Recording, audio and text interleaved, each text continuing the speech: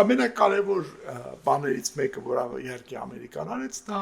մոդուլար ռեակտորների հարցն էր։ Այսինքն Հայաստանի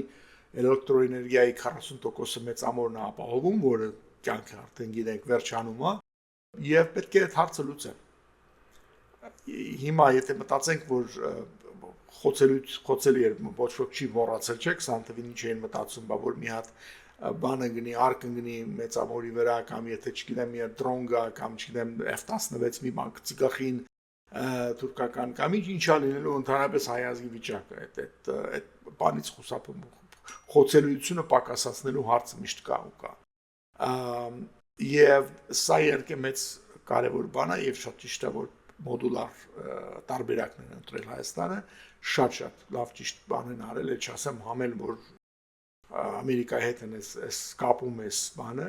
եւ արևի էներգիայի ստեյց ստացված այդ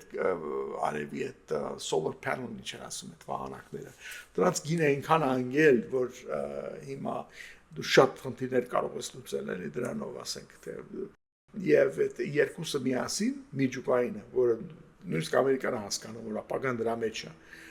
եւ նույնիսկ ասելով են դեպքում, որ Ամերիկայի միջուկային նկատմամբ 70-ականներից 80 մեծ բան կար, չէ՞, դեմ էին խոսում ես բոլոր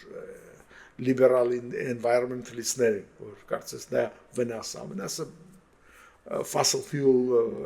վառողներն են, ասենք նավթ կամ չգիտեմ ածուխ կամ ինչ,